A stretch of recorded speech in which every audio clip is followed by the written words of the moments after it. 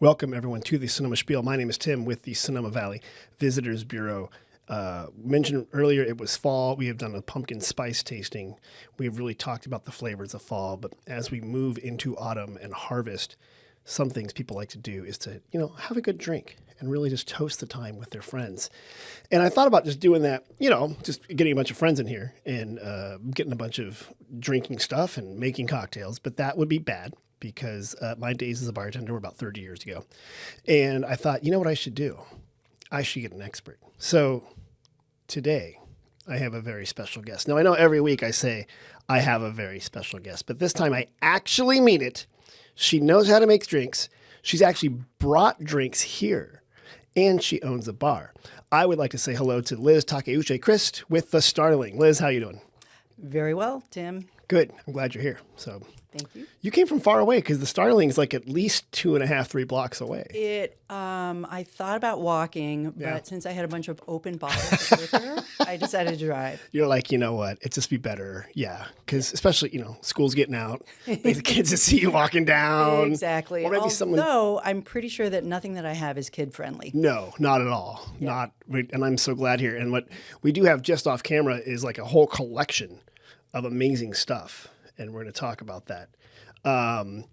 Liz, what is the Starling before we get into it? What is this place? The Starling is a bar. We like to call it a neighborhood bar because we really want to welcome people in Sonoma. Okay. We specifically opened it with the idea that we were happy to get tourists in, but we wanted to kind of fill what we thought was a niche that was unfilled, and that was a really friendly craft cocktail bar for locals. Like a neighborhood bar, specifically. Yep. Specifically, and we really thought about it as we wanted to have a coffee house vibe. Yeah. Some place where people could drop in. I always think of it as being a place where a single woman can walk in, feel really comfortable, have a drink, bartender will talk to her, make her feel welcome, she'll be able to engage with other people at the bar, and we're always making sure that everyone's feeling comfortable and well taken care of there. That's actually, I had, shame on me, I hadn't thought of it that way, but a smart way, obviously, not my world to think of it that way, but that's really a good angle, that this is a place where everyone's welcome and feels safe, and it's not... some bars might have a different feel to it. And the way you just described it, because I love going there, and and you guys have hot dogs, and it feels welcoming and friendly and neighborly, but really cool drinks. Well, then we've done our job. Yeah. That makes me really happy. That's the way you just described it. Now I can see it, but that's a great way to describe it. Have you always been in the bar business, Liz? I have mostly been in the bar business. I started learning how to bartend when I was about 19. Oh, okay. So I've gone in and out of the bar business, but this was my first bar that I've ever owned. And so we've had it for almost 10 years now. Wow.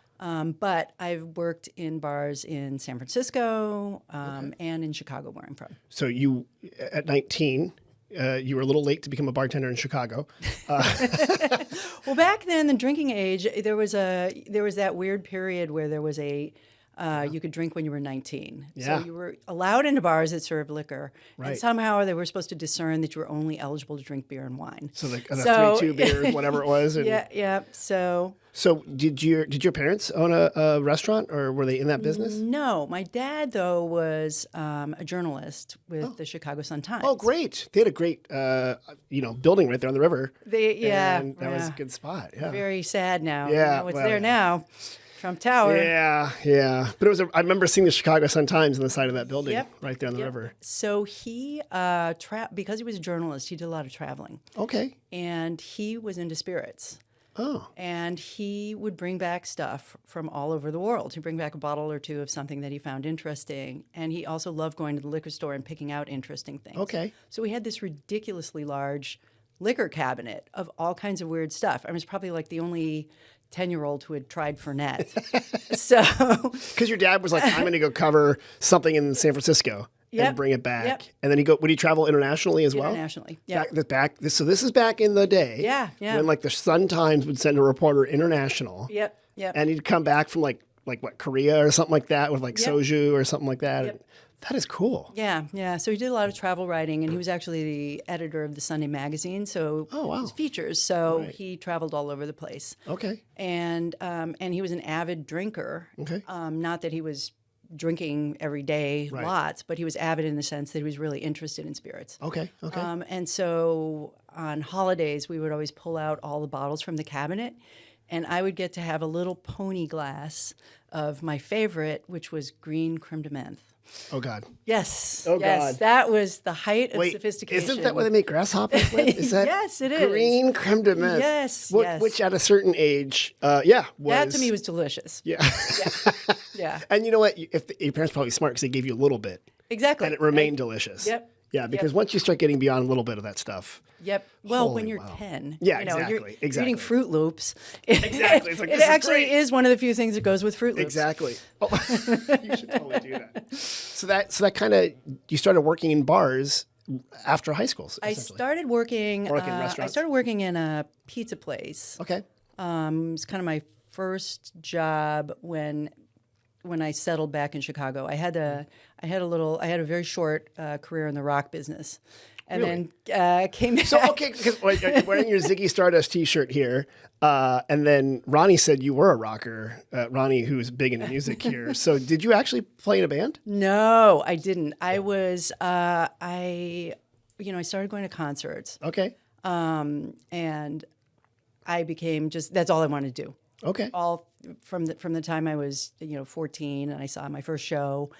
Then all through high school, I started buying tickets and reselling them so I could fund my own tickets to go to shows. And Reselling them. yes, You were like a scalper in high school. I was a reseller.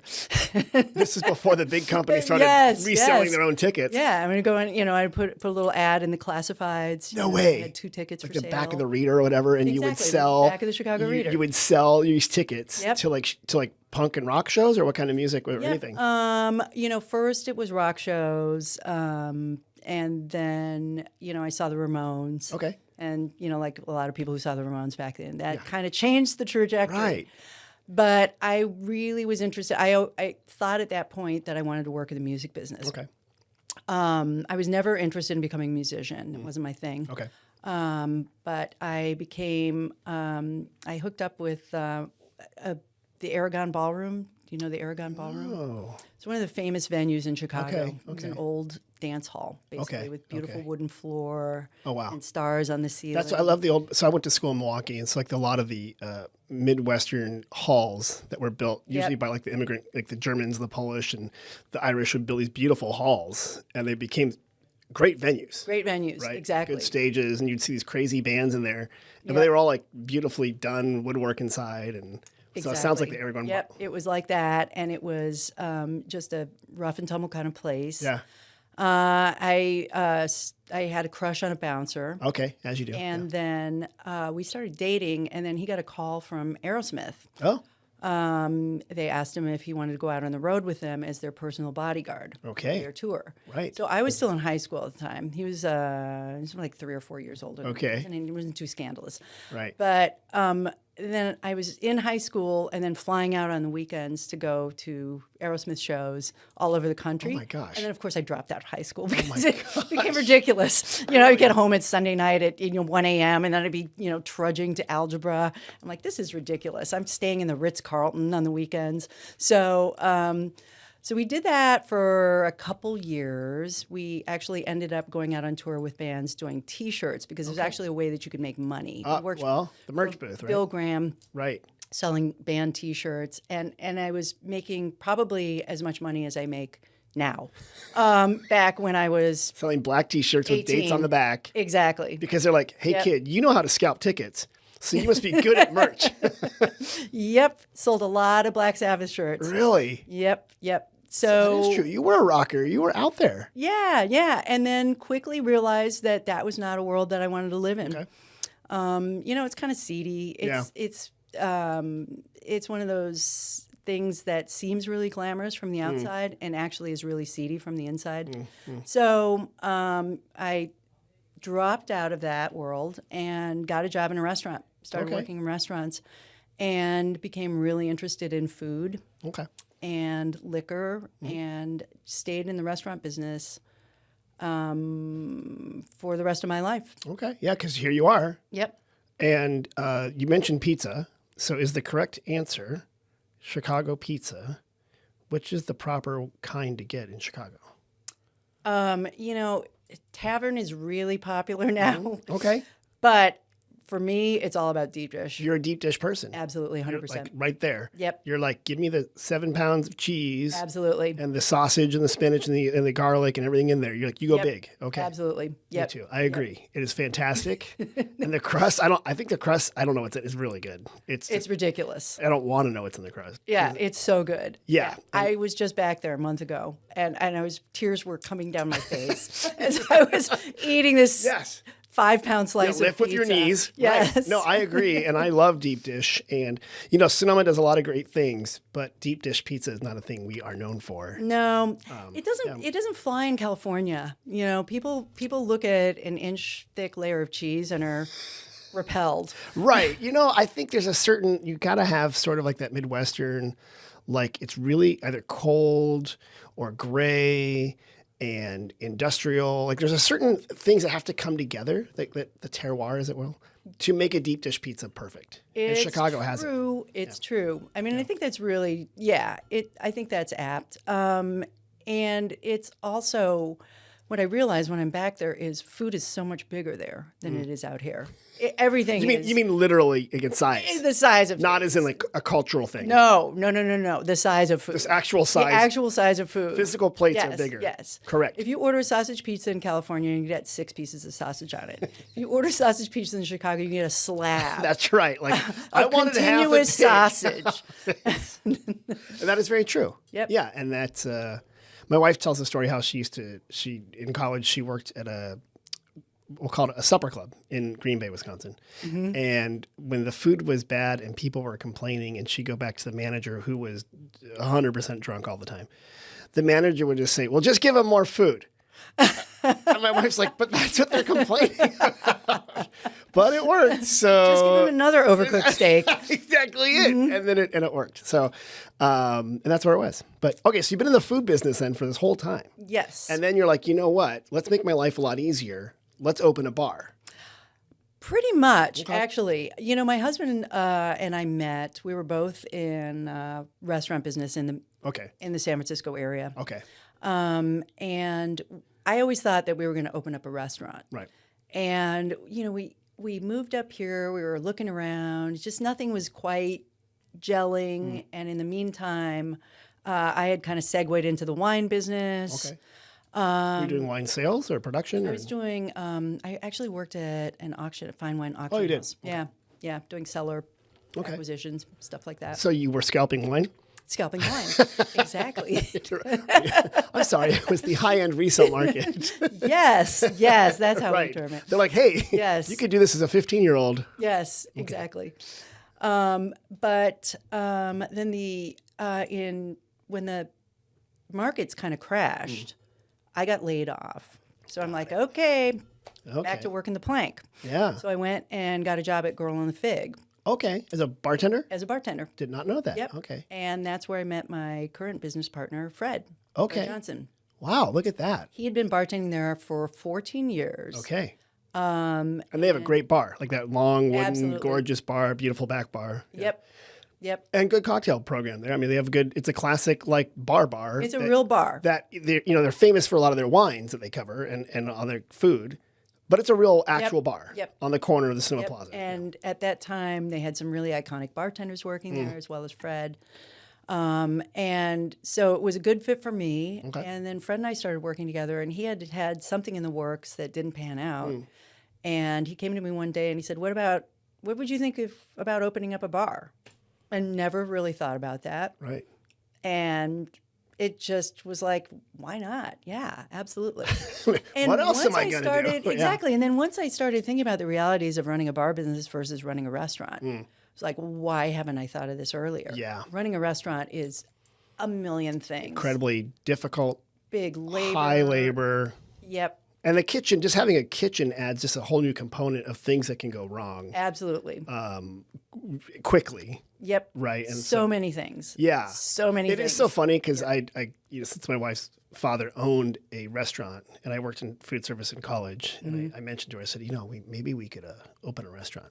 She said, we are breaking up. We are never getting married. Like, she was really clear. No, because that was her life. Because they owned the only restaurant in a small town in northern Wisconsin.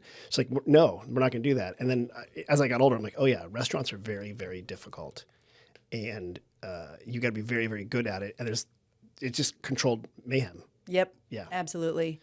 There's so many variables in a restaurant, and the bar business, I can literally do any job that needs to happen. Yeah.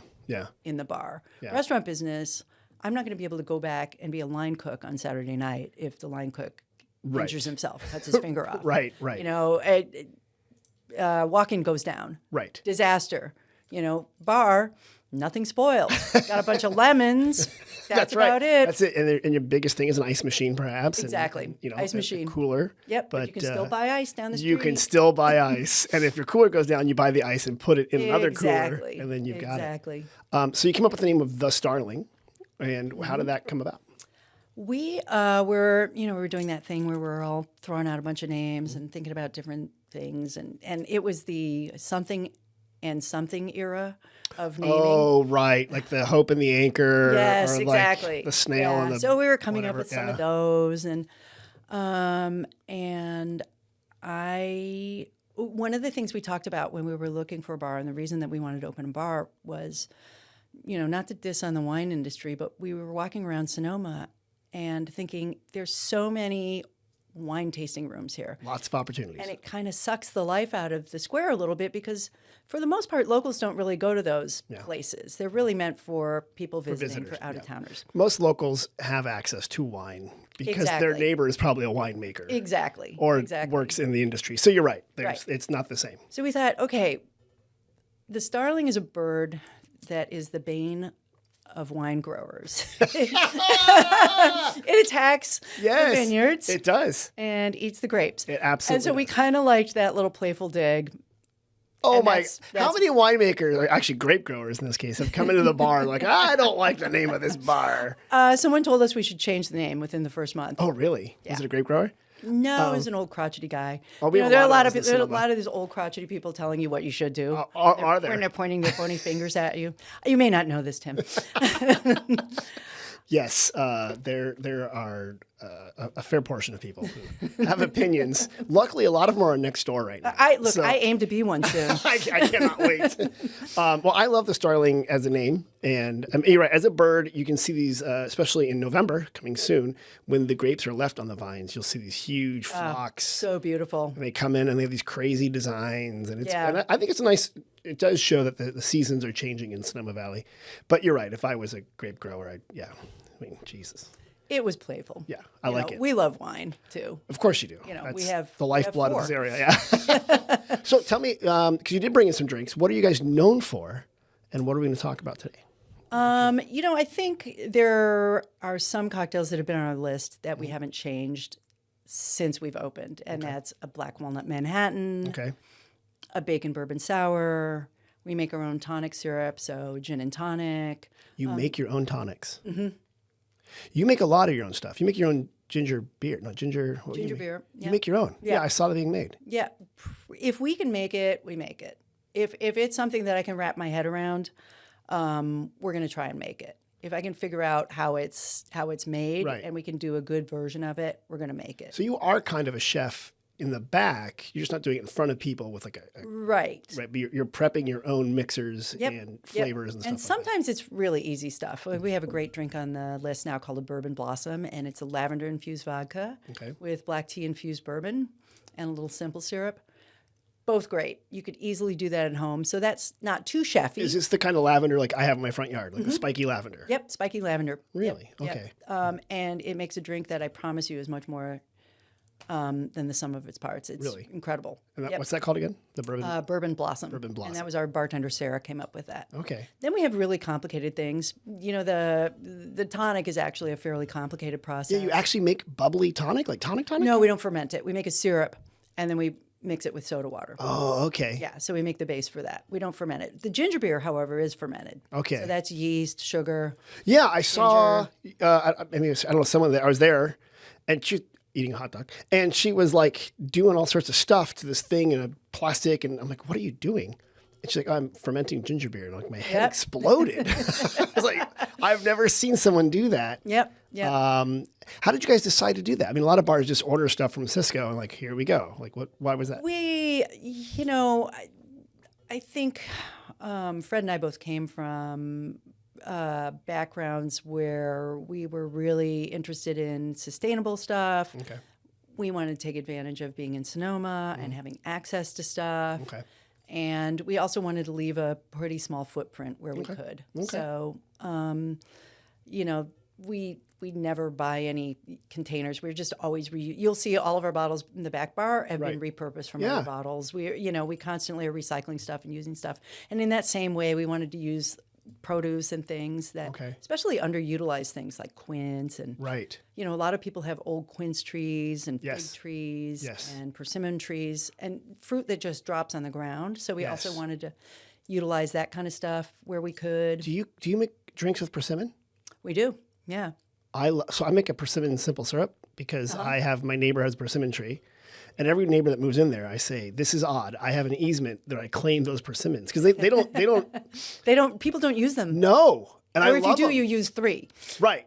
I make candy out of them. I dry them and then I boil them in simple syrup and then I reduce the simple syrup down and it does make good cocktails. But I don't know I just mix it with like whiskey. I have no idea what I'm doing. Yeah, it's perfect. Like doing stuff like that. Perfect. It really is a good flavor. It's a really good flavor. Yeah, and it's interesting because persimmon has a fair amount of tannin. Yeah. And anytime you can add tannin into something, it gives it another dimension. It gives does it a different feel textural there. dimension as well. You did work in the wine business. Look at you. So that's a perfect segue because actually everything I brought is pretty bitter. Okay. And I think, when there's an evolution in drinking, and the same thing happens with wine. You first taste wine, you don't like it. And then you start drinking wine and maybe it's a white that's really sweeter, full-bodied, and a little sweeter. And then over time, your palate develops a little bit. You kind of venture out into things that are a little more challenging, a little less opulent, and but a little more interesting. And so that's why I brought a bunch of bitter things. I think bitter cocktails are really hot right now, right? And they aren't even necessarily bitter cocktails. They're cocktails that have bitter components in them. Okay. So it really fleshes out the whole palate. Got it. Really much more interesting, I think, than a lemon drop, which is a completely fine drink. It's delicious. Some people will drink a lemon drop, and they will drink a lemon drop for their entire lives, and that will be their only cocktail. Right. But that's appropriate because they don't drink a lot. And it's an approachable drink. Approachable drink, exactly. But these are things that I think are interesting, and if you're looking for something to do that's easy to do at home, I always love serving a cocktail, obviously, when people come over. Right. But I think it's a fun thing. A lot of times people just default to wine. You come over and you open up a bottle of wine. Right. That's that. Right. But a cocktail really gets people going. It's fun. It they looks can get beautiful. them engaged. Right. You're adding stuff. Yep. You're doing things. Yep. So there is a cocktail called there's a classic cocktail called a Negroni. Okay. A lot of people who go to bars have had a Negroni. Right. They had a real popularity there for about 10 years. The Negroni week popped off and it became a thing. It's huge. And is that Negroni because, is huge. is that like Negroni United Growers Amalgamated said we need to promote? Campari did a big push. Did they did Like, a lot of how'd it happen? promotions. Okay. Yeah. Yeah. Because it's not like a gin and tonic week or something like that. But like Negroni popped off. Yep. Okay. But Negroni is perfect because it's really one spirit in a Negroni. Right, okay. It's Campari. Okay. And so Campari gets to promote that like crazy. Whereas if you're doing a Manhattan, It could be a lot of things. One of 100 different bourbons Got it. ryes or whatever. So, it had a lot of marketing behind to get it out there. Plus, it's a very arresting drink because it's bright red. Yes. So you see that and you're instantly I want to try one of interested in those. what it is. And for an American, Campari is kind of a weird exotic liqueur, right? It They is. used to have those umbrellas in Italy or something like that. Yep. And you're like, that's how you know you're hip. Yep. Because you have Campari umbrella. It's a cafe. Yep. So this version is actually a white Negroni. Okay. So instead of Campari, I'm using a bitter white aperitivo, which is this Luxardo bitter. Oh yeah, bitter Bianco. There are other white bitter aperitivos. A very, very famous French one is called Suze. Okay. And Negroni is classic 1-1-1, meaning one part of each. Okay. I actually prefer to make a Negroni with a slightly higher percentage of gin. It's a little bit less sweet Okay. than either of the other two. But in this case, for a white Negroni, I think it's perfect to use 1-1-1. Okay. The other ingredient that people might not know about is this Bianco vermouth. Okay. This is a big vermouth maker, Martini and Rossi. Right. Yeah. You'll always see red bottles of Martini and Yeah, Rossi. of course. And dry. And that's the Martini sweet and Rossi. vermouth. Oh, wait. This is sweet white. A sweet so white this would be analogous, if people don't understand that, it would be kind of analogous to Lillet. Okay. It's a sweeter, wine-based. Because vermouth is grape based, Yep. right? Okay. Yep. And with bitter and botanical Interesting. components too. Okay. So this goes in there as well. And then an ounce of gin. And I just brought, I always like Ford's gin. It's from San Francisco. Oh, okay. Well, then support the home team. It's a bunch of bartenders who kind of got together and started doing some really nice products. And they were meant to be well products. In other words, Got it. Okay. your baseline products that you would use in a bar Right. that are quite a few steps up from what old school bars would use. Old school bars would use whatever cost $8. That's what we're going to use in our well. Or they were getting a kickback from the distributor. Exactly. Yeah. So this is. But the perfect thing about Ford's gin is a great gin. Okay. But it's not expensive. So it can be I in the drink well. Ford's gin all the frigging time, Oh, and I'm okay. not trying to promote any of these products Right. over any others. I'm just saying. For those who aren't watching, a man with an envelope full of cash just walked right in and said, "Good job." You said it twice. No, yeah. Yeah, I didn't talk to any of the reps that I was going to use their spirits. None of them know that. So anyway. And I've never heard of Ford's gin, so that's cool. Okay. All right, so I I'm like just it. going to make a cocktail. I will narrate as you make it. So Perfect. you've got your shaker, which you're probably, I don't know if you're going to shake it, but you got a little shaker here, and you're filling it with ice, which I like to see. I do like that you brought your own ice. You know what? Oh. I'm actually making this wrong. Oh, and we're We're going to make it. like all good bartenders, we're moving along and making a change. So you've got a glass carafe that you're putting ice into. And again, thank you for bringing ice because I don't trust the ice machine at KSVY. Okay. So this is a mixing glass. Okay. You can use a pint glass at home. Okay. Anything that's heavy. Okay. And you filled it all the way up with ice. Yep. And I'm going to do 1 ounce of each of these guys. Okay. And then we're going to stir it in there. Can I stand up? You can. Okay. Yeah. Awkward for me to. Yeah, it's kind of hard to do there. And so you have a measuring, a bar measurer. So you're putting 1 ounce into that, and that's of the Bianco vermouth. And then you've got 1 ounce of the bitter. That's going in there, the bitter Bianco by Luxardo. They make a cherry thing I've used before. They do. They're famous for their maraschino. Yeah. And then you've got the Ford's gin, just going right there, 1 ounce as well. Very good. And like all good bartenders, 1 ounce portion control because, you're stirring it up with your long spoon / muddler, depending which side you use it on. It's going to get This looks good. about This is 30 stirs. looks very And- classy. I'm going to show you the glass here that I'm using. Okay. I barely buy anything new. You don't like buying things new because you're not in the microphone, so I'm going to say, oh, there you go. Go ahead. So I tend not to buy new things. I buy thrift store stuff. Yeah? I buy flea market stuff. Good for you. Okay. And I would say if you're into doing cocktails at home, you can get beautiful crystal glasses like this for $1. Absolutely. And they're so nice. They look great, and they're kind of retro-y cool. We've got, so my grandparents who've since passed, I inherited a lot of their cocktail glasses, and they're amazing. They're great. And like people don't make those things anymore. No.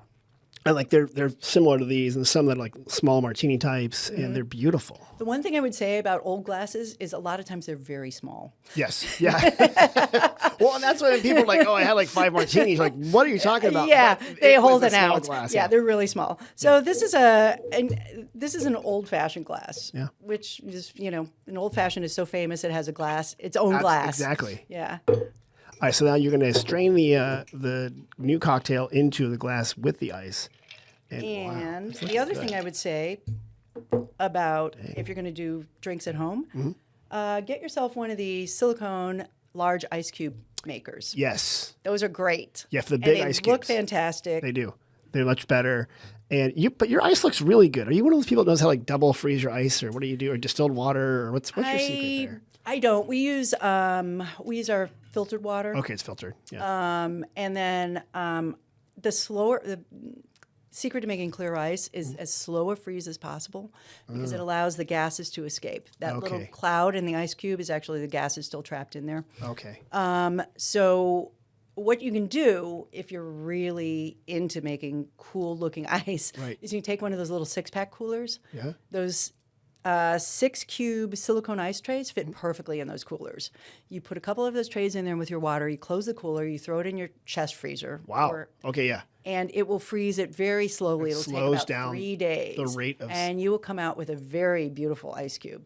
Now, that is a great tip. Yep. Thank you. Yep. Okay. All right, last thing. I like lemon peel in it. Orange peel works as well. Grapefruit peel is pretty nice also. And then I'm just going to zest it over the glass here. Okay. Got a little twist. And little that's zest our right White there. Negroni. That is gorgeous. It's beautiful, and it's a really great drink. I'm going to... You pass it across here, so I'm assuming I'm allowed to taste this. Yes, please. I'm going to hold it up here for the camera for those who can see. It's beautiful. It's clear. Give a little smell there. It does smell good. Oh, wow. This is... Oh, my goodness. Great drink, right? That is really good. Yep. Okay, I was worried. We were putting in a bunch of gin, and I'm like, am I going to get that big gin taste? Yep. That is fantastic. Yeah. And this is, backyard, warm day, right here. Your friends come over. You got the beautiful orange or lemon peel, as you were saying, which that's a nice peeler. You got the nice one. The big bar pretty one. standard. Yeah, No, I got to get one of those. I gotta get one of those. This is a really good drink. Yep.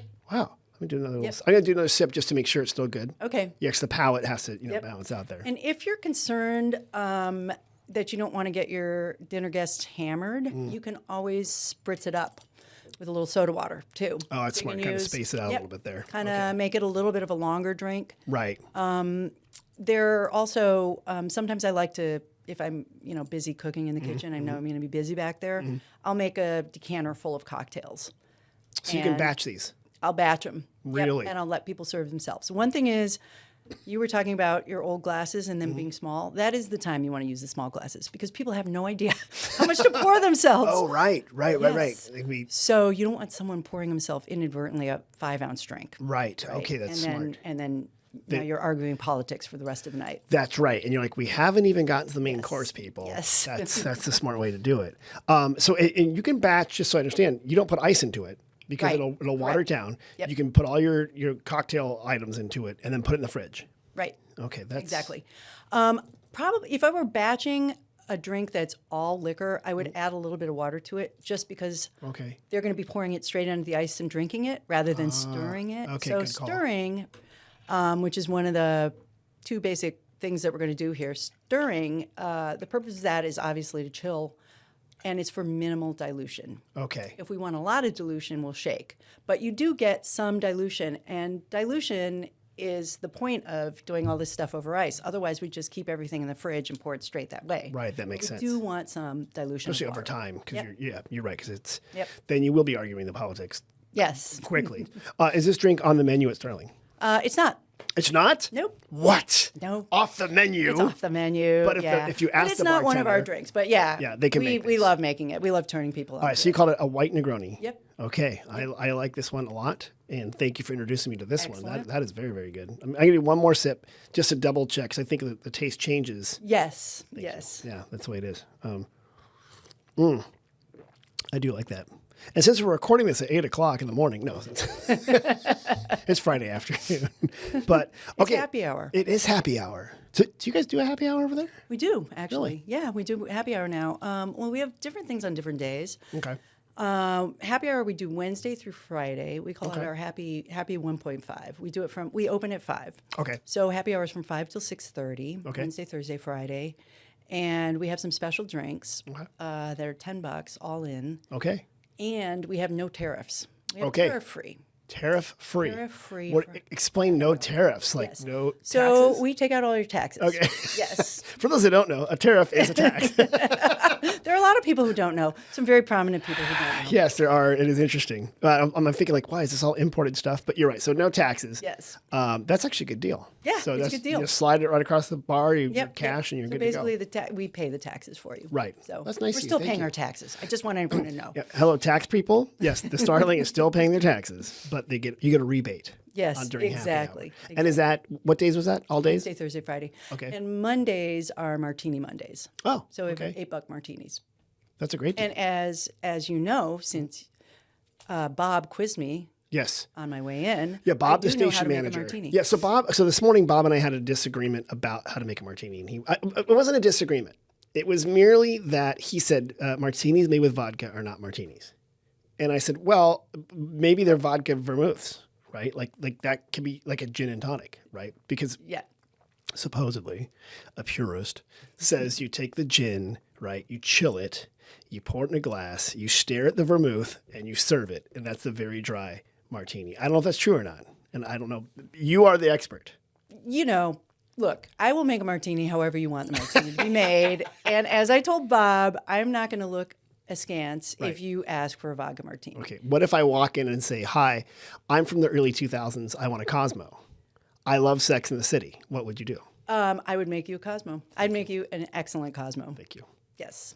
I was bartending during those Cosmo years. Oh, yeah, me too. Oh, my God. Yep, I was bartending during the hand squeeze lime Cosmo years. Oh. Yeah. My wrists were You get a carpal tunnel from fall that. off. Yeah, Yes. Yeah. exactly. Okay, so that was the White Negroni and off the menu, but they could make it there at Starling. Otherwise, just find you walking down the street. any of the bartenders. And they know how to Yeah, make it. exactly. But I thought this was a good one because it's a nice kind of easing into the holidays kind of cocktail. It's a good one to make at home. It's really easy. That is good. What's also nice is, and again, I'm not saying this happens, but some people at the holiday party might spill something on your white couch. Exactly. This is a clear drink. Yes. Yeah. Campari, terrible idea. Yeah, if you have that will white that will couches. definitely show. Yes. Yeah. That's why I only buy second or third hand furniture. So it's pre-stained. No. I do like this. And like you said, you could batch this for a party, invite people over. But like not a punch, though, because a punch would be a completely different animal. Right. Do people still make punches? Yeah, for sure. We make punches, actually. really? Yeah, we Okay. do punches. I love punches. I love punches that aren't too sweet, that have a lot of sherry in them, which is pretty classic for punches, yeah. you know, because Okay. they're really old drinks. Yeah. You know, the wassail bowl and all of I that. feel like you got to have that circular wreath ice thing in the middle of it, kind of It's- floating. It's not bad. Those are kind of fun to make. Yeah. You know, I will sometimes do those for when we have events and they're booking the bar and they want some punch bowls. Oh, you We'll guys some do fancy. that? Oh, that's Yeah, clever. I'll do some Okay. fancy. Wait, do people ice do rings for me. buyouts of the bar? They do. So if I'm bringing a big group here or like a big wedding or something like that. Oh yeah, we do a could- ton of stuff for weddings. Okay. We do welcome parties Okay. and we do after parties. Okay, that's smart. Yeah. It is funny how here in Sonoma, a lot of the bars will become the de facto after party. You know, because your wedding, it might be an afternoon wedding, and then the dancing might be done by 9 or something like that, by 10. Right. And then I think a couple of weeks ago, Murphy's posted on Instagram, they had 3 different brides in there. they all converged at Murphy's. So it's probably a similar thing down at the Starling. I'm sure that they kind of show up there. Yep. Well, we ask them to book in advance. That's but smart. we do it up for them. If they book in advance, Okay. we'll do special cocktails for them. We'll have a whole welcome thing. We'll do food for them. We had a really fun party a couple weeks ago. They came from San Francisco.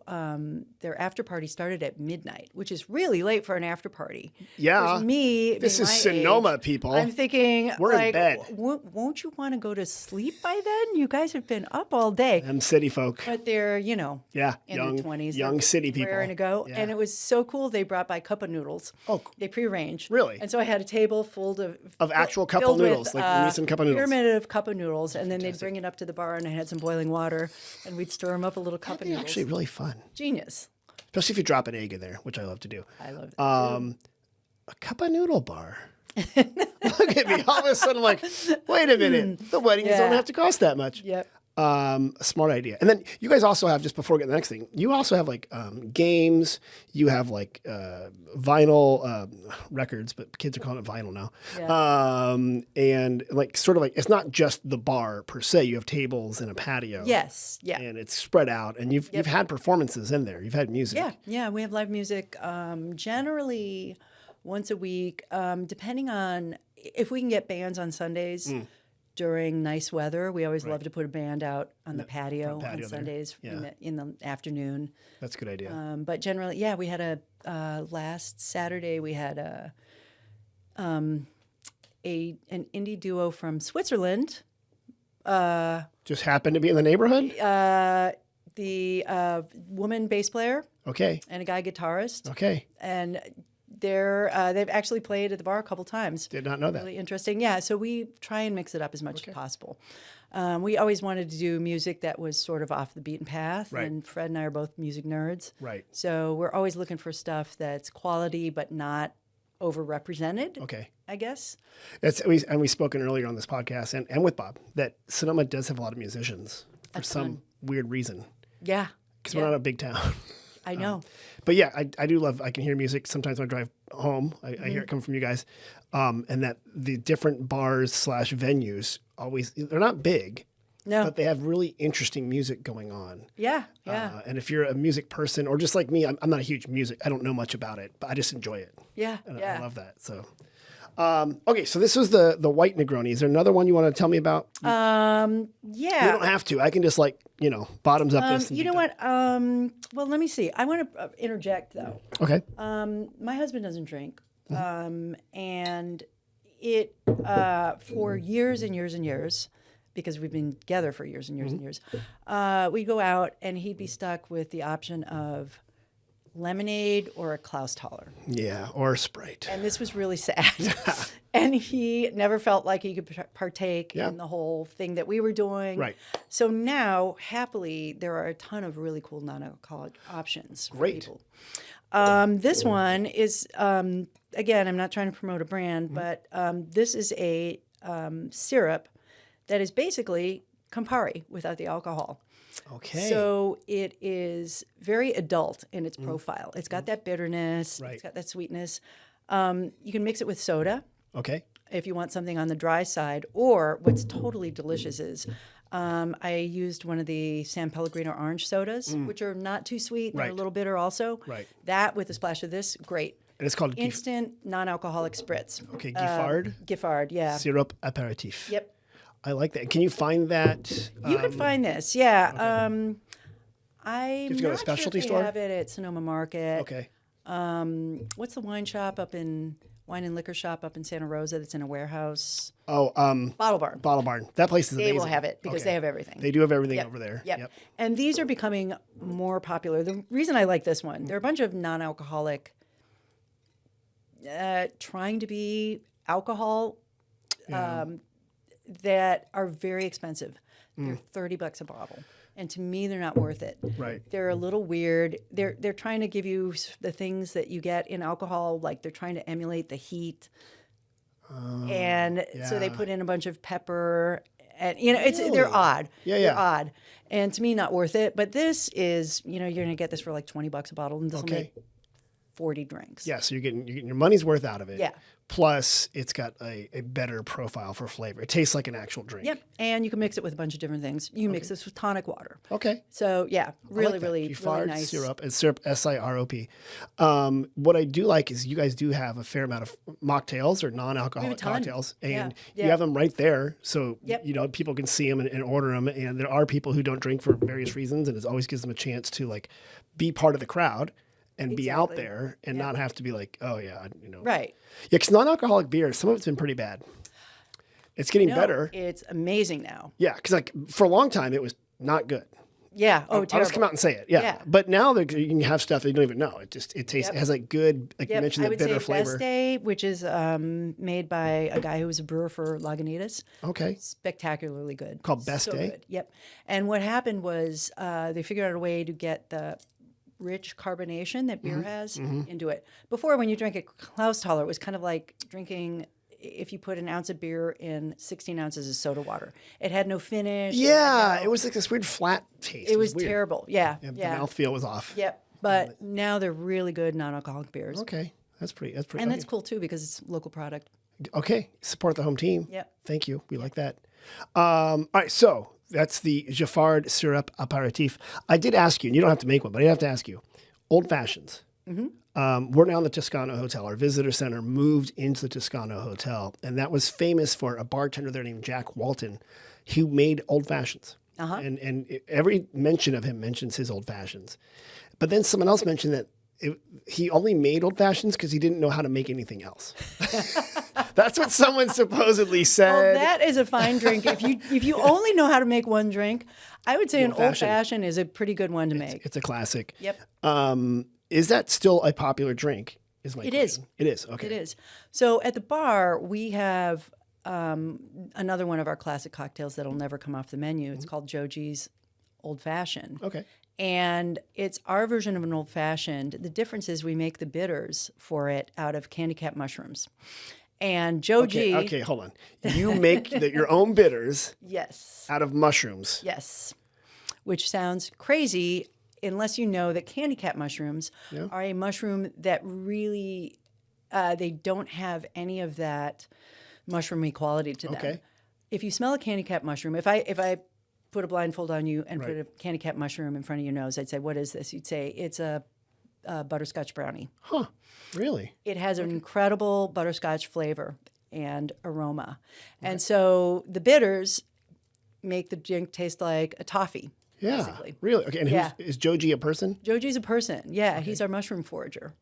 There's a guy. Named Joji. Yeah, he brings us a little bag of dried candy cap mushrooms that he's foraged himself. Just like knock at the back door and you're like, Joji. Does he have like a big beard and like he's barefoot? Joji is an incredibly suave and good-looking man. Really? Yes. Okay. I love this. Yeah. Okay. Because I always, are you a mushroom person? Yeah. Okay. Yeah. Because in Northern California, a fair amount of these mushroom people, they will go out on land that they're allowed to be on. Yes. And land that they're not. and they know how to eat and find the correct mushrooms. Yep. And they're passionate, like they're crazy passionate Yep. about this stuff. Have you ever gone out to go? I have, yeah. You have? Yeah. Sonoma Mountain. Yeah, Really? Chanterelles. Yep. Yeah, that's the... Yep. It's pretty picked over now. I wouldn't encourage anyone to go out there. Oh, that's what they always say. It's like the guy that owns a gold mine and says, oh, there's gold nothing left. Forget about it. So you put these mushrooms, you make your own bitters, and then you put them into your old fashioned. Yes. Okay. Has Joji had his old fashioned? Oh, Joji comes in all the time to have his old fashioned. Oh, does he? Okay, Yes. I love that. Yeah, it's great. Does this guy, so he lives like in a house. He doesn't live in the woods. He does not live in the shack. woods. No, I'm telling you, he's the Like I wouldn't know him. best dressed man in Sonoma. Okay. Oh, Yes, he does not look like your has pants. bearded woodsman. Right, that I'm picturing there. Yeah. And we were talking about the old fashions because you mentioned that in the West, people make it with bourbon. Usually, West being Western United States. Yep. And then you mentioned in the Eastern United States, they make it with rye, which is a type of whiskey as well. Rye is, and it's an interesting thing because when I'm talking about rye, I'm talking about a very specific thing, and that's a whiskey that has at least 51% rye in the mash. A type of wheat, rye wheat, I believe. Is it rye wheat? Is it? No, rye is its own separate thing. grain. Okay. Rye is its own Thank you. thing. Okay. And rye, if you can think of rye bread versus wheat bread, right? It's spicier. It's got more character. Okay. And rye whiskey is also spicier Okay. with more character, I think, and a little drier, a little on the drier side. However, if you go up to Canada, they talk about rye. They'll have a rye and ginger. They're going to give you a blended whiskey. Oh, like a Canadian whiskey. A Canadian whiskey, exactly what we call Canadian But whiskey. they're using rye like the way we use Coke being a soda. Right, exactly. Okay. Yeah. Or So aspirin. a little bit of a different thing. So there is a little bit of that drift in whether you're talking about rye old school, meaning just a blended whiskey, or whether you're talking about actual rye whiskey. Interesting. Okay. As we mentioned before, in the Midwest, Yes. specifically really Wisconsin, Minnesota, Right. you're going to get a brandy old fashioned. It's in the brandy belt. It is the brandy belt. Yeah. It is really in the brandy belt. Which is funny because the brandy all comes from California, or a lot of it. Yep. And up there, Number one consumers of Corbel. they love the Corbel. And the way because I was learning how to bartend in Milwaukee, it was brandy old fashioned sweet, brandy old fashioned sour, brandy old fashioned press. And it has to do with if you're putting bar sour in the brandy old fashioned, for real. And a press is a mix. It's 50-50 of the sweet and the sour. I don't make the rules. No kidding. Yeah. That's what fascinating. that's what they would do in some of the smaller bars over there. Right. Which you mentioned In Wisconsin, you can drink with your parents if they you don't have to be 21. Still Yes. 19. It was something my son was just blown away and loved going to a wedding up there because he's 18 and going to the bars with his mom. But yeah, so the brandy is a big thing up there. But I love the old fashioned, which is I think isn't just a classic cocktail. It's just It is. bitters and brandy or whiskey and sugar. And a Right? little sugar. Yeah. And sometimes you muddle, like the Wisconsin one, they would muddle orange in the bottom Right. of it, and they put cherries because it's sweet. Well, I've been bartending long enough that, things have changed. When I first started bartending,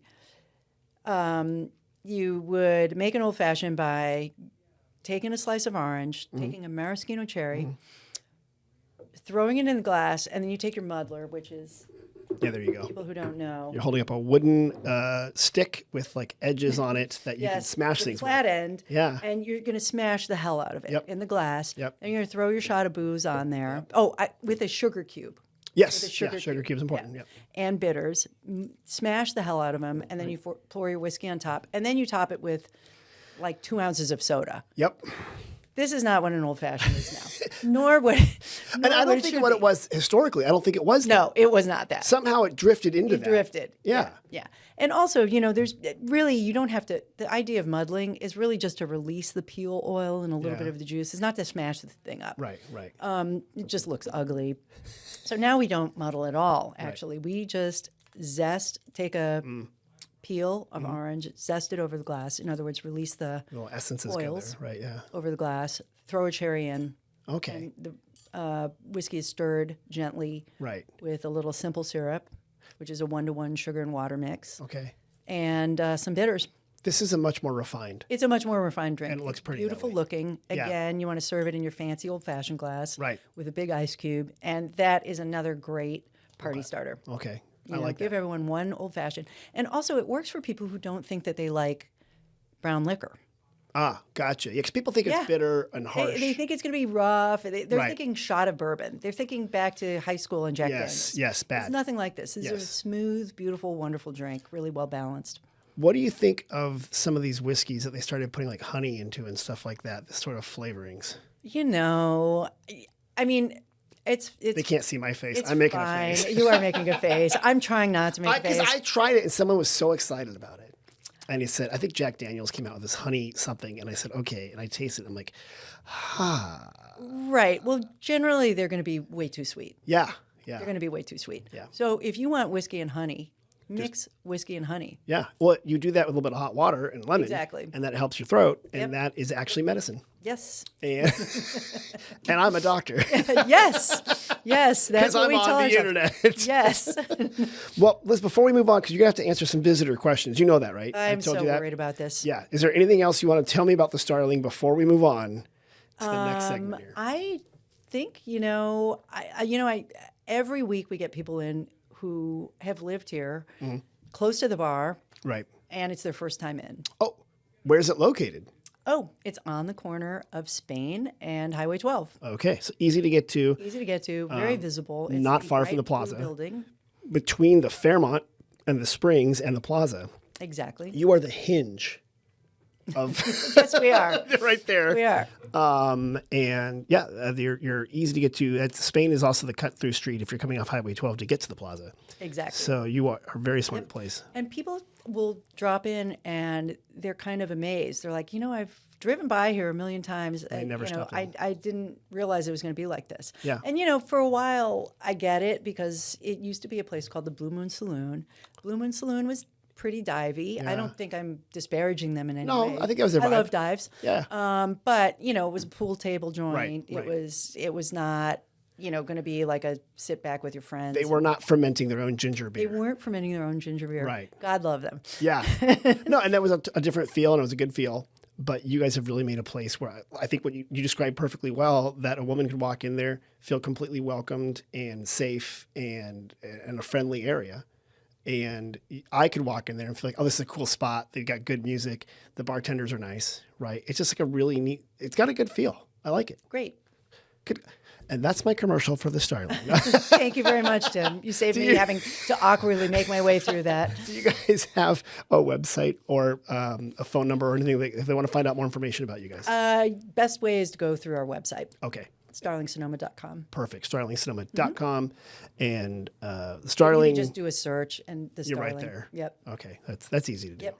And that will get you to all our live music events. We also have a burlesque event coming up You for do? Halloween. Okay. Very good. Halloween burlesque.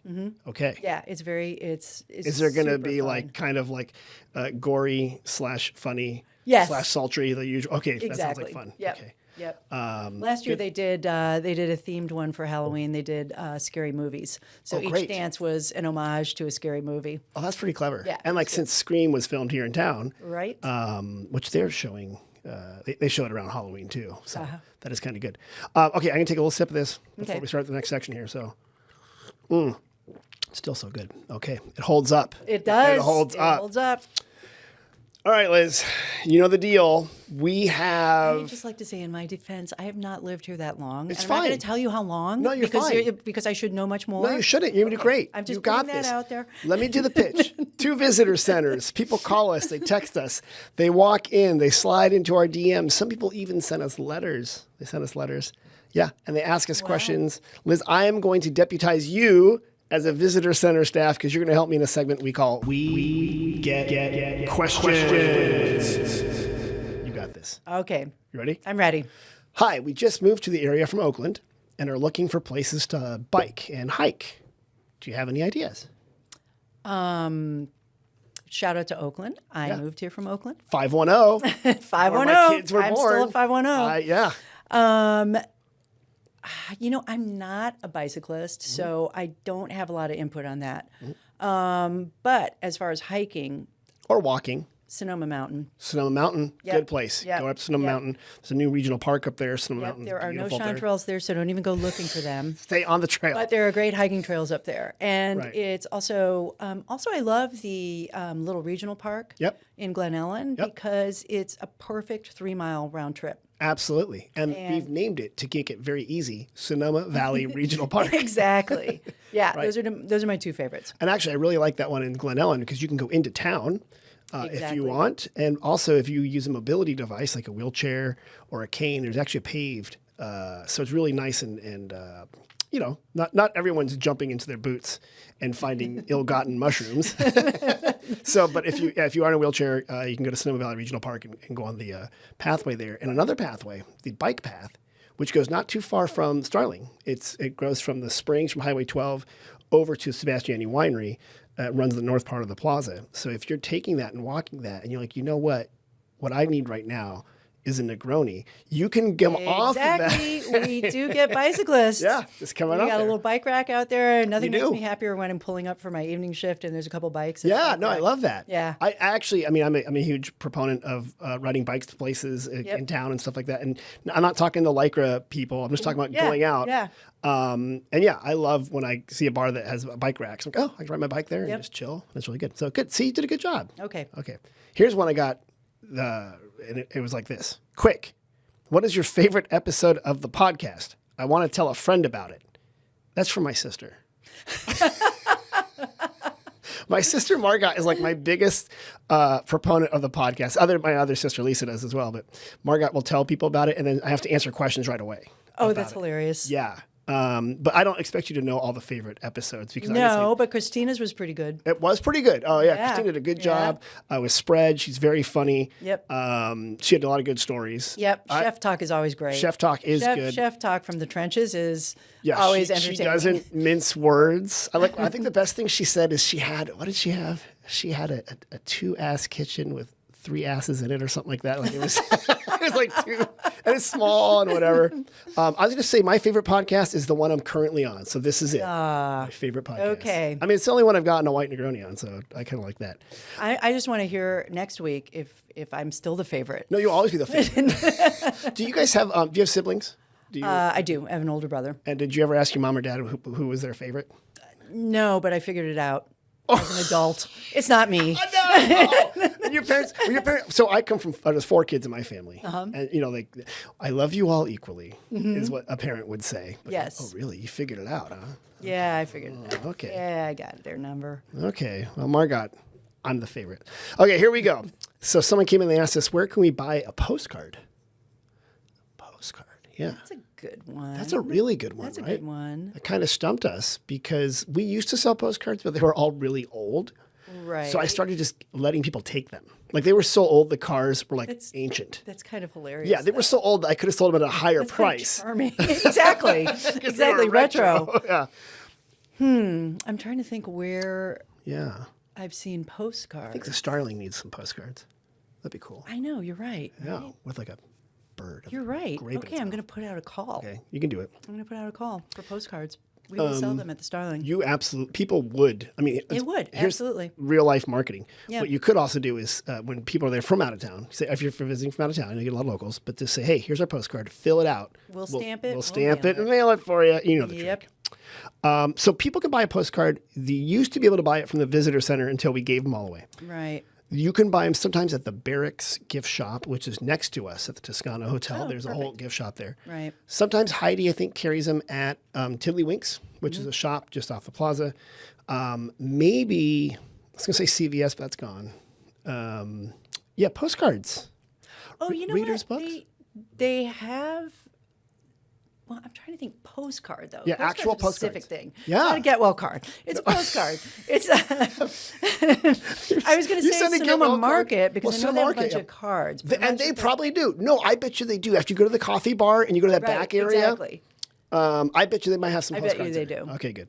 I was, by the way, I was just there before this podcast, and I was going to buy for you a bunch of canned cocktails just to see how you react, and I thought you would throw them in my head. Oh, you know what? That'd be funny. We should Yeah. do it. We should do a canned cocktail Well, taste. I don't. Yeah, I was thinking about doing Right? that, and maybe Yeah. I'll bring you back because they're kept in the refrigeration section, and then I'm like, do they really need to be refrigerated, or is that just because they're ready to drink? Because I think they're all full of chemicals. They've got to be fully pasteurized. They gotta be, if they right? have. Yeah. If they have citrus in it, the citrus is pasteurized. But this is the thing about citrus. Citrus is only good fresh. It is Yes. not. If you're going to make drinks at home, you're going to go to trouble of making a drink with citrus. Squeeze it fresh. Okay. Because the oils, Right. all the volatile compounds dissipate very, very quickly. You know Okay. the difference between, even if you're buying good store-bought orange juice that's been squeezed by the store, Right. it's totally different from the orange juice that you're going to squeeze by hand at home. Absolutely. And the same thing is true with lemon and lime juice. Okay. That's a So good tip. that's the reason that canned cocktails are never going to be great, at least if they have citrus in them. Right. And honestly, if they don't have citrus in them, why don't you make your own? Well, that was my point. Half of them were like 2-ingredient cocktails. Yeah, a gin and tonic. Yeah, they're like, it's a meal. I'm like, Yeah. okay, how hard is that Yes. to make? So thank you. We should do that. But I didn't do that also because I thought, well, if I'm buying a bunch of cocktails right here, you know, walking around, I would look like you walking down the street Right. there. That's what it is. Okay, here's another. So postcard, Sonoma Market. Good answer. We like that. Okay. Next question. When you stomp grapes, what does it feel like on your toes? Well, I have never stomped grapes. Okay.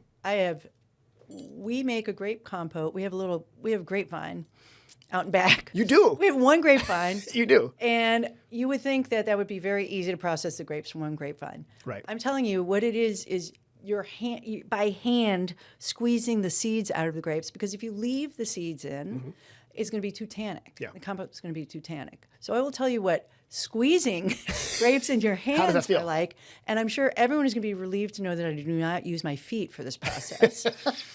Right.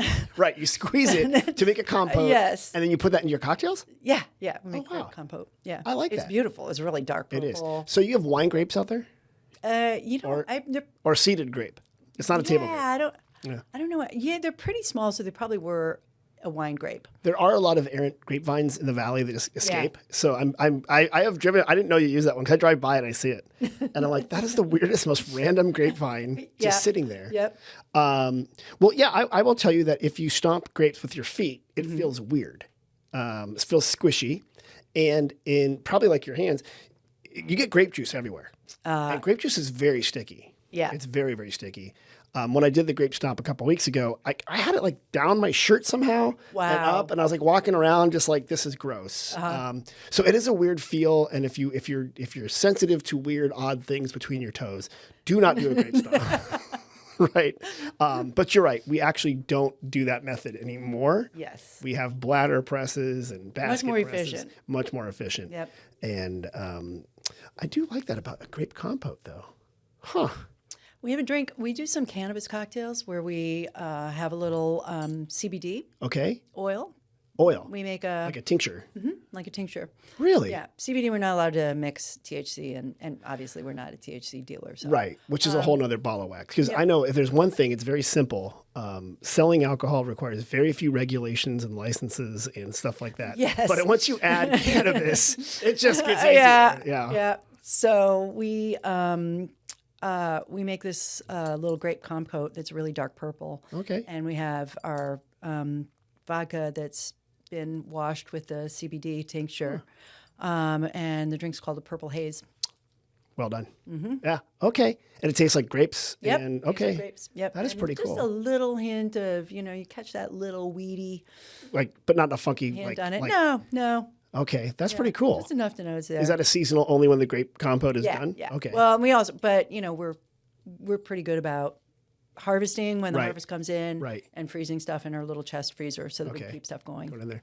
What I do love is this whole interview you've been talking about. Like you said, well, we're not going to open a restaurant, but it sounds like you guys use natural, fresh ingredients throughout, which is sort of like the wine country cuisine style, right? Right. You're not a restaurant, but you're definitely talking like a restaurant when it comes to produce. Right.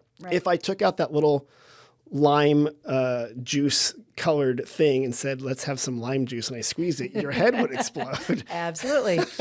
Yes. So it seems like, even though you're not a restaurant, you think food and cocktails together as like a fresh produce product. Yes. Absolutely.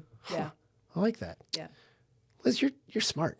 I like this. Tim, you're smart, I like this. and you like my drink. I do like. And I this love drink. that you like my drink. I do like. And my wife, by the way, is a huge Black Manhattan aficionado. Oh, cool. Yeah, so we'll come down Cool. and do that. She Yeah. she makes them all the time, and she got way into it. And then she was just at a girls' weekend down in Palm Springs and introduced it to a bunch of people from Wisconsin because they were old-fashioned people. And she's like, "You guys got to try this." Right. And they're really good. Oh, excellent. They're fantastic. All right, Liz, before we say goodbye, how do people find more information about the Starling Bar? Go to our website, starlingsonoma.com. You will find our upcoming music, all of our events. We have stand-up comedy once a month, which great. is actually coming up next Tuesday, Okay. second Tuesday of the month. Okay. We've got open mics once a month, and we've got our drink menus, food menus, and you can buy Starling merch, which is very attractive. Postcards coming soon. Postcards coming soon. Yes. Okay, very good. And after you've gone to starlingsonoma.com, why don't you go to sonomavalley.com, find deals, special offers, and events. We've also got some new hotel deals coming out, including stay 2 nights, get the 3rd night free. So go to that website and find out. Mom and Dad, thanks for listening. Liz, thanks for coming on the podcast. Thanks, Tim. All right, talk to you guys later. Bye-bye.